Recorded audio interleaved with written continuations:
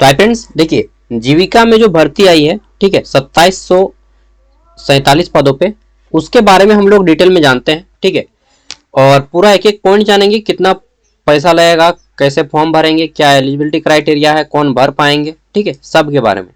तो देखिए ये जो है पोस्ट, यहाँ पे हर कोई कैंडिडेट फॉर्म भर सकता है, बट रिजर्वेशन केवल बिहार के कैंडिडेट को मिलेगा। ठीक है, जैसे मान के चलते हैं कि आप यूपी या झारखंड के कैंडिडेट हैं, ठीक है, अगर आप फॉर्म भरना चाहते हैं तो ये आपका जनरल का पोस्ट में आप काउंट कीजिएगा। जैसे यहाँ पे देखिए जनरल में 78 है, तो ये इसमें 78 में काउंट कीजिएगा। समझ रहे हैं ना? तो आपको जनरल कैटेगरी से आप भर पाएंगे फॉर्म को। जैसे झारखंड में जेएसएलपीएस है, उसी तरह से बिहार में बीआरएलपीएस की तरफ से ये निकाला गया है। ठीक है, जीविका। तो जनरल कैटेगरी में जितना सीट रहेगा वो आपके लिए भी है। समझ रहे बात को? तो जनरल से अगर आप भरना चाहते हैं तो भर सकते हैं। तो चलिए डिटेल में जानते हैं सबके बारे में, क्वालिफिकेशन क्या क्या है। तो पहले हम लोग क्वालिफिकेशन जानते हैं, मेन चीज यही है। ठीक है, लेकिन उससे भी पहले हमें फॉर्म फिलअप के बारे में जानना होगा कि फॉर्म फिलअप कब से भरा जाएगा, ये बता दीजिए। ठीक है, और इसमें सबसे ज्यादा सीट है ये कम्युनिटी कोऑर्डिनेटर वाला में 508 को है। जनरल से टोटल है आपका 1177 सीट, ऊपर में लिखा रहता है टोटल सीट 1177। ठीक है, तो सबसे पहले हम लोग देख लेते हैं एक बार कि लास्ट डेट कब है फॉर्म को अप्लाई करने का। देखिए यहाँ पे बोल दिया गया आपकी आपका फॉर्म जो शुरू होगा वह 30 तारीख से फॉर्म भराना शुरू होगा। कब से? 30 तारीख से फॉर्म आपका भराना शुरू होगा, 30 जुलाई से। और आप यहाँ पे 18 अगस्त तक फॉर्म को भर पाएंगे। फॉर्म ऑनलाइन भरा जाएगा, 30 जुलाई से 18 अगस्त तक फॉर्म भरा जाएगा ऑनलाइन। ठीक है, आगे देख लेते हैं। तो नेक्स्ट चीज यहाँ पे देखिए फॉर्म फीस कितना रहेगा। तो फॉर्म फीस जो रहेगा आपका जनरल और ओबीसी के लिए 800 रुपया रहेगा। वही एसटी एससी कैंडिडेट के लिए फॉर्म फीस 500 रुपया रहेगा। ठीक है, कितना रहेगा फॉर्म फीस? 500। समझ गए? आपका एग्जाम होगा, ऑनलाइन एग्जाम होगा, सीबीटी। और फिर कुछ कुछ पोस्ट में टाइपिंग है। ठीक है, सब पोस्ट में नहीं, कुछ कुछ पोस्ट में टाइपिंग है, टाइपिंग टेस्ट। तो ये दोनों आपको करना होगा। और सब मैक्सिमम पोस्ट में टाइपिंग नहीं है, कुछ कुछ पोस्ट में ही टाइपिंग है। तो चलिए देख लेते हैं हम लोग डिटेल में अब कि क्या टर्म्स एंड कंडीशंस है, क्या क्वालिफिकेशन है। ठीक है, और सिलेबस भी लास्ट में जानेंगे।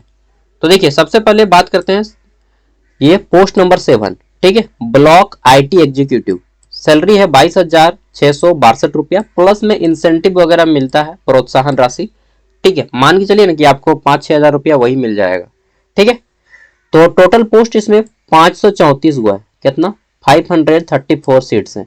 आप लोग अपना कैटेगरी वाइज देख लीजिएगा। जनरल में 213 है। क्वालिफिकेशन क्या चाहिए? या तो आप बीटेक किए हो, या फिर बीसीए का कोर्स किए हो, बैचलर इन कंप्यूटर एप्लीकेशन, या फिर बीएससी आईटी किए हो, या फिर छोड़िए ये सब नहीं किए, अगर आप सिंपल ग्रेजुएशन किए हैं और उसके बाद पीजीडीसीए का कोर्स किए हैं, post graduate diploma in computer application, जो 1 साल का कोर्स होता है, अगर आप वो भी किए तब भी आप एलिजिबल है। ठीक है, और knowledge of computer typing both in Hindi and English is must, यहाँ पे बोल दिया गया है, तो इसको आपको ध्यान देना है। ठीक है, देखिए यहाँ पे आपका फिर टाइपिंग नहीं है इसमें। इसमें बहुत ज्यादा सीट है। सीट कितना है इसमें? 1177 को सीट है। 1 मिनट इसको हटा देते हैं थोड़ा सा। अरे यार जल्दी से आना है। चलिए छोड़िए, 1177 सीट है। और मेरा ना माउस पैड खराब हो चुका है एक्चुअल में। ठीक है, और हमको चेंज करना पड़ेगा। 1177 सीट है, और इसमें जनरल कैटेगरी से 508 सीट है। सैलरी कितना है? 16,000 रुपया है। 10% कम है, 16,000। ठीक है, इंसेंटिव मिला के 20,000 रुपया हो जाएगा। ठीक है, तो यहाँ पे क्वालिफिकेशन क्या चाहिए? 12th पास पहले इसके लिए होता था, लेकिन अब 12th पास को हटा दिया गया है। बोला गया है कि fresh graduate male candidate and female candidate intermediate. 12th पास भी तो भर सकती है, लेकिन इंटरमीडिएट, अगर आप पुरुष उम्मीदवार हैं तो आपको ग्रेजुएशन चाहिए रे बाबा। ठीक है, अगर आप पुरुष उम्मीदवार हैं तो आपको ग्रेजुएशन चाहिए, लेकिन अगर आप फीमेल कैंडिडेट है तो आपको चाहिए केवल 12th पास। ठीक है, यहाँ पे देखिए लिखा हुआ है कि इंटरमीडिएट फीमेल इन एनी डिसिप्लिन, मतलब आर्ट्स हो, कॉमर्स हो, साइंस हो। ठीक है, मतलब आप इंटर किस भी किए हैं, आईए की हो, आईकॉम या आईएससी जो भी किए हैं, अप्लाई कर सकते हो महिलाएं, लेकिन पुरुष को ग्रेजुएट चाहिए। अगर आप मेल कैंडिडेट है तो आपको चाहिए ग्रेजुएशन। ठीक है, टाइपिंग वगैरह कुछ नहीं चाहिए इसमें। समझ गए? और जनरली आपका काम विलेज में रहेगा। ये सब आप पढ़ सकते हैं की रिस्पॉन्सिबिलिटीज। चलिए आगे देख लेते हैं। तो नेक्स्ट हमको ना माउस तो चेंज करना ही पड़ेगा, सॉरी, अच्छा से वर्क नहीं कर रहा है। अगला आ जाता है ऑफिस असिस्टेंट। ठीक है, ऑफिस असिस्टेंट, इसमें भी आपको 16,000 रुपया है। कितना है? 16,000 रुपया। सब जोड़ जाड़ के 20,000 इसमें भी हो जाएगा। ठीक है, देखिए क्वालिफिकेशन क्या मांगा गया है। तो यहाँ पे क्वालिफिकेशन जो मांगा गया है, graduate degree in any discipline, ठीक है, from recognised institute, university, knowledge of computer typing both in Hindi and English is must. इसमें जो भी है आपका हिंदी इंग्लिश टाइपिंग आना चाहिए। कितना वर्ड पर मिनट वो हम लोग बाद में देखेंगे, अभी नहीं लिखा हुआ है। ठीक है, मान के चलिएगा हिंदी इंग्लिश 20 वर्ड अगर आपका है ना तो इजी हो जाएगा। ठीक है, ये हो गया, बस आपका ये चाहिए। और टोटल सीट 187 है, जनरल से 73 है। नेक्स्ट है अकाउंटेंट। अकाउंटेंट में जनरल कोटा से 53 सीट है, टोटल 167 सीट है। बोला गया है डिग्री इन कॉमर्स, कॉमर्स में आपको डिग्री चाहिए और टाइपिंग वगैरह कुछ नहीं लिखा गया है। ठीक है, लिख देना चाहिए भाई, कंप्यूटर नॉलेज कम से कम। लेकिन यहाँ पे अगर आप सिंपल बीकॉम किए हैं, केवल आप बीकॉम का कोर्स किए तो आप यहाँ पे एलिजिबल है। सैलरी है 22,600, 25,000 के आसपास मिलेगा। ठीक है, नेक्स्ट देख लेते हैं एरिया कोऑर्डिनेटर। एरिया कोऑर्डिनेटर, इसमें जो है टोटल सीट 374 है, लेकिन आपको 155 आपको इसमें जनरल कैटेगरी से मिलेगा।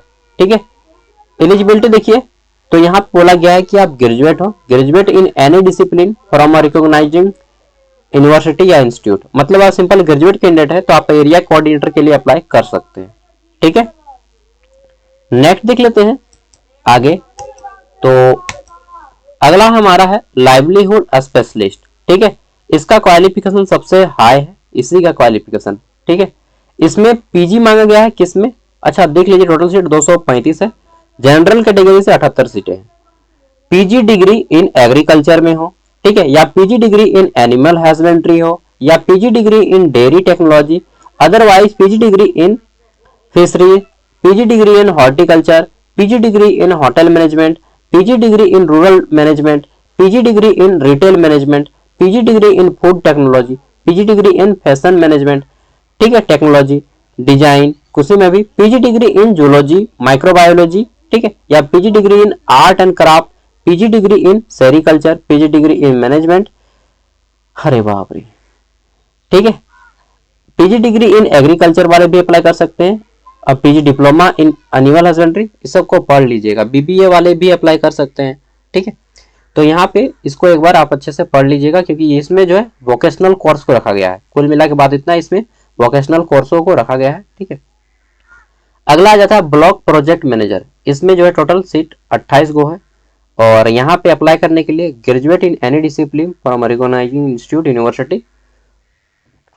सबसे ज्यादा सैलरी इसी में है, ब्लॉक प्रोजेक्ट मैनेजर। ठीक है, और इसमें क्वालिफिकेशन सिंपल ग्रेजुएशन मांगा गया है, कोई टाइपिंग नहीं चाहिए। ठीक है, की रिस्पॉन्सिबिलिटी क्या होता है, तो इसमें आपको बताया जाता है कि आपका काम क्या रहेगा। जैसे कि लिखा है कि he will be responsible for leading, आपको लीड करना होगा। ठीक है, द ब्लॉक लेवल टीम, तो ब्लॉक लेवल टीम को आपको लीड करना होगा of the project.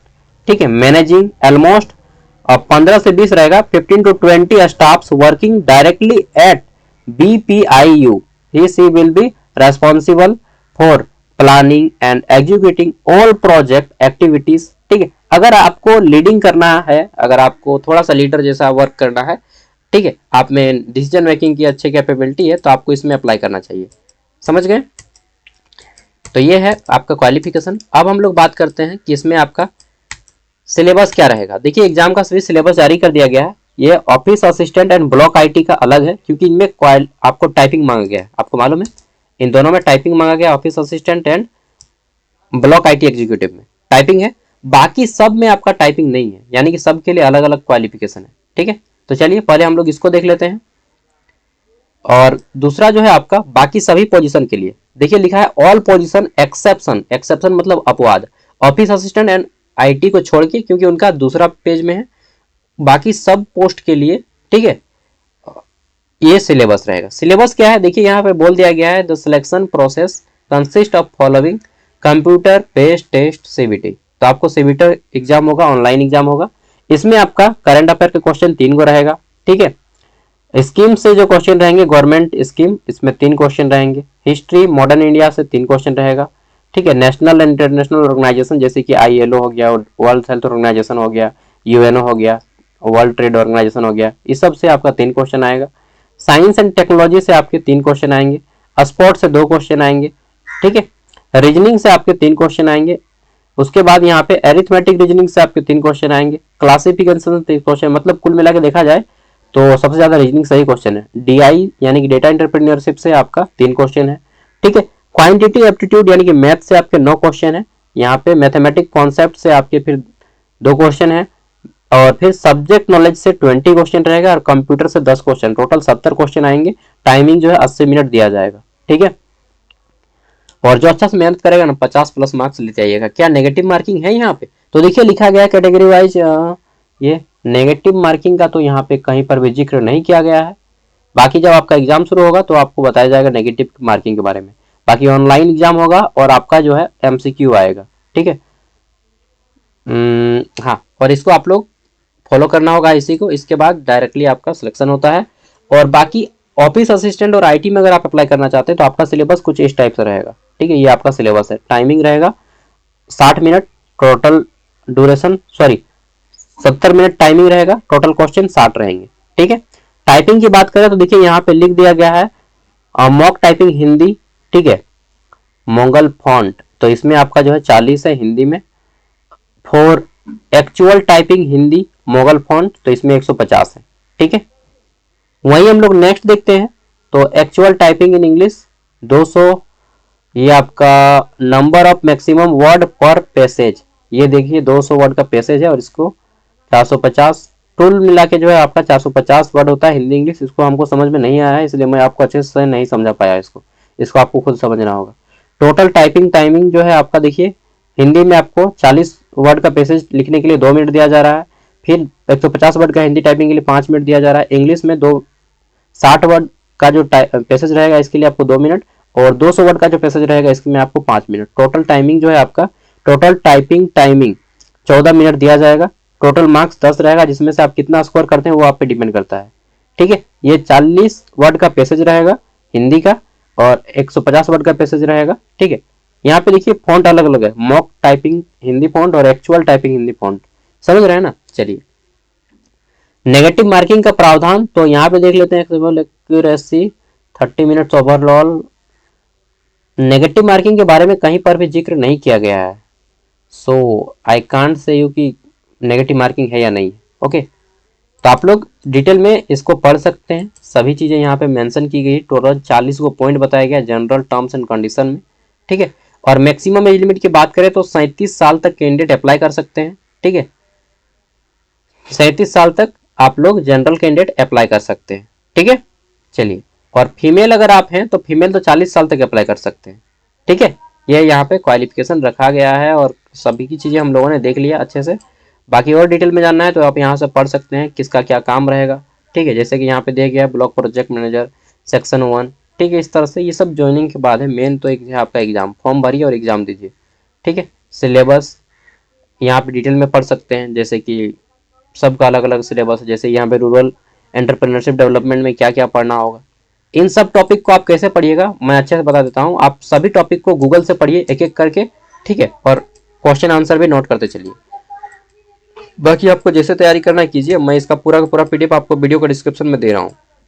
Thank you. और इसमें हर स्टेट के कैंडिडेट अप्लाई कर सकते हैं। ठीक है ना। बाय, नमस्ते, जोहार।